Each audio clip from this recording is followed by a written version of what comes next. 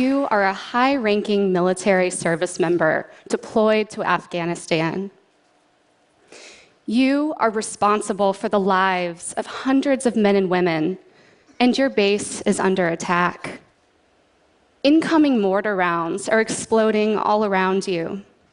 Struggling to see through the dust and the smoke, you do your best to assist the wounded and then crawl to a nearby bunker. Conscious but dazed by the blasts, you lay on your side and attempt to process what has just happened. As you regain your vision, you see a bloody face staring back at you. The image is terrifying, but you quickly come to understand it's not real. This vision continues to visit you multiple times a day and in your sleep. You choose not to tell anyone for fear of losing your job or being seen as weak. You give the vision a name, bloody face and bunker, and call it BFib for short. You keep BFib locked away in your mind, secretly haunting you for the next 7 years. Now close your eyes. Can you see BFib? If you can, you're beginning to see the face of the invisible wounds of war, commonly known as post-traumatic stress disorder and traumatic brain injury. While I can't say I have post-traumatic stress disorder, I've never been a stranger to it. When I was a little girl, I would visit my grandparents every summer. It was my grandfather who introduced me to the effects of combat on the psyche. While my grandfather was serving as a Marine in the Korean War, a bullet pierced his neck and rendered him unable to cry out. He watched as a corpsman passed him over, declaring him a goner, and then leaving him to die. Years later, after his physical wounds had healed and he'd returned home, he rarely spoke of his experiences in waking life. But at night, I would hear him shouting obscenities from his room down the hall. And during the day, I would announce myself as I entered the room, careful not to startle or agitate him. He lived out the remainder of his days isolated and tight-lipped, never finding a way to express himself, and I didn't yet have the tools to guide him. I wouldn't have a name for my grandfather's condition until I was in my 20s.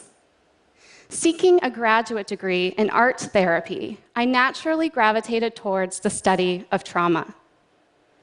And while sitting in class learning about post-traumatic stress disorder, or PTSD for short, my mission to help service members who suffered like my grandfather began to take form.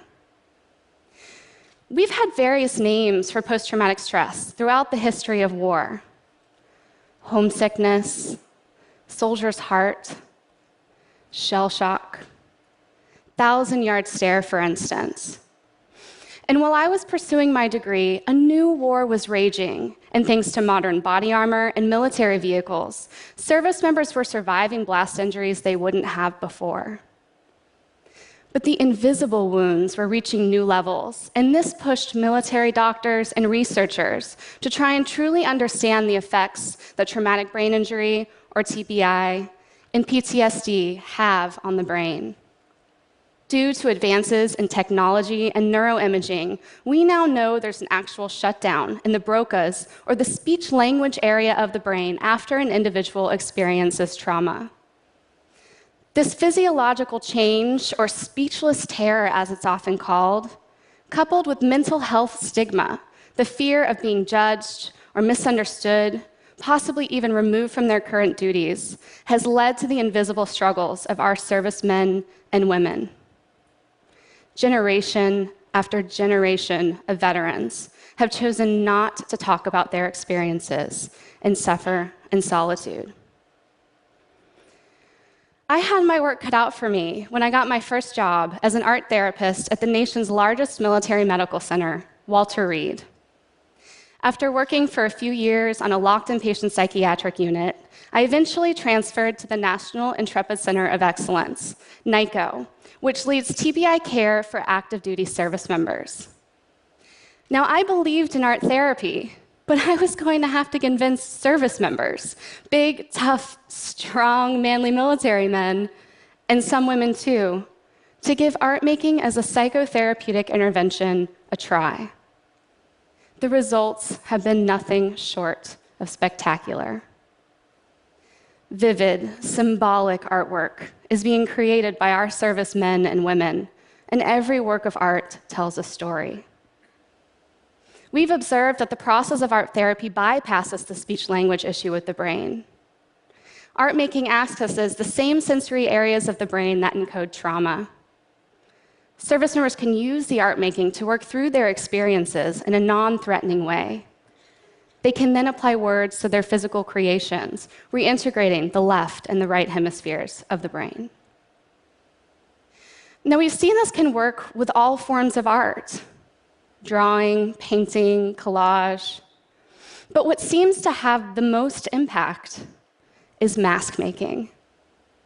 Finally, these invisible wounds don't just have a name. They have a face. And when service members create these masks, it allows them to come to grips, literally, with their trauma. And it's amazing how often that enables them to break through the trauma and start to heal. Remember BFib? That was a real experience for one of my patients. And when he created his mask, he was able to let go of that haunting image. Initially, it was a daunting process for the service member, but eventually he began to think of BFib as the mask, not his internal wound. And he would go to leave each session, he'd hand me the mask and say, "Melissa, take care of him." Eventually, we placed BFib in a box to further contain him. And when the service member went to leave the NICO, he chose to leave BFib behind. A year later, he had only seen BFib twice, and both times BFib was smiling and the service member didn't feel anxious. Now, whenever that service member is haunted by some traumatic memory, he continues to paint. Every time he paints these disturbing images, he sees them less or not at all. Philosophers have told us for thousands of years that the power to create is very closely linked to the power to destroy. Now, science is showing us that the part of the brain that registers a traumatic wound can be the part of the brain where healing happens too.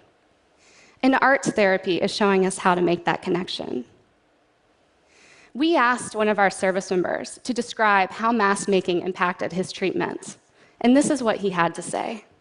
You sort of just zone out into the mask. You zone out into the drawing.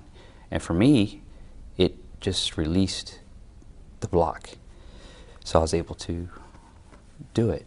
And then when I looked at it after 2 days, I was like, holy crap, here's the picture, here's the key, here's the puzzle.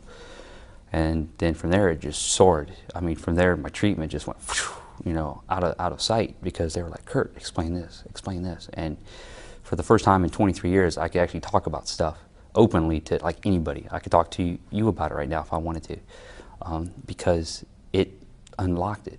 It's just amazing. And it allowed me to put 23 years of PTSD and TBI stuff together in one place that it's never happened before. Sorry. Over the past 5 years, we've had over 1,000 masks made. It's pretty amazing, isn't it? Thank you.